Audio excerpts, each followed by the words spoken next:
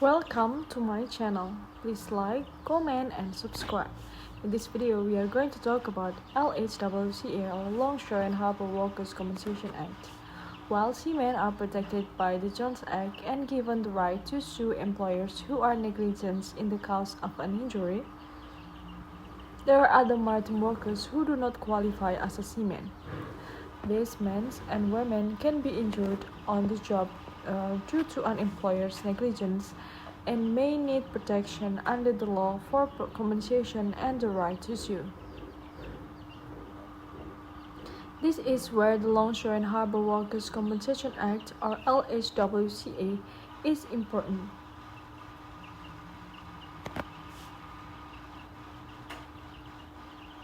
It provides benefits and rights to maritime workers not qualifying as a seaman. These include harbor workers, longshoremen, and shipyard workers. The LHWCA provides protection for these workers in the event of an employment-related injury or illness. The federal law provides for compensation for medical bills, lost wages, and other expenses, and is administered by the Office of Workers' Compensation Program. Who is covered by the LHWCA? The LHWCA protects certain maritime workers who do not qualify as a seaman under the Jones Act. To qualify as a seaman, you must spend at least 30% of your working time aboard unoperable vessels in navigation and in navigable waters. The Act covers maritime workers on navigable waters and in adjoining areas. These are listed as places such as loading and unloading areas, and as places where ships are repaired or built. Longshore and harbor workers like shipwreckers, shipbuilders, and ship repairers are included under the LHWCA. The law also includes extensions to cover workers contracted by the U.S. but working in other countries for civilians working with the U.S. military and employees of a private business operating on the outer continental shelf land ice in the U.S. Who is not covered by the LHWCA? The LHWCA does not cover all maritime workers. For example, those qualified as a seaman under the Jones Act cannot be covered by the LHWCA. Other types of maritime workers excluded under the LHWCA include employees of the U.S. government, employees of a foreign government, employees intoxicated at the time of an injury or accident, employees who intentionally injured themselves, any employees covered by state workers' compensation. And then the next provision of the LHWCA. If you qualify under the LHWCA and are injured or become ill on the job, the law guarantees you certain compensation. Injured or sick workers are entitled to 66 2/3% of weekly wages for as long as the illness or injury prevent the workers from going back on the job. Workers also have a right to compensation for any injury that is permanent and to compensation for medical expenses. For workers that die on the job, beneficiaries are entitled to certain benefits under the LHWCA. These amount to 50% of the worker's average wage for the surviving spouse, plus 16 2/3% of the average wage for each surviving child of the deceased. Funeral expenses of up to $3,000 may be provided as well. The employer is obligated to pay the expenses guaranteed by the LHWCA or Longshore and Harbor Workers Compensation Act to injured workers who qualify under the law. To be able to pay these expenses, employers must be covered by an approved insurance provided or by being self-insured, which requires authorization by the Department of Labor. In most cases, the injured worker or his or her beneficiaries receive benefits directly from the employer or insurance provider in a timely and regular manner.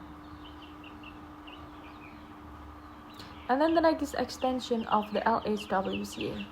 To make sure that everyone in the maritime field has the right to compensation for on-the-job injuries or illnesses, the LHWCA has been extended several times. For example, the Defense Base Act is an extension that provides coverage for workers hired by U.S. contractors to work in foreign countries or waters. And then the Outer Continental Shelf Lines Act covers maritime workers in the private industry who work on the part of the Outer Continental Shelf that belongs to the U.S.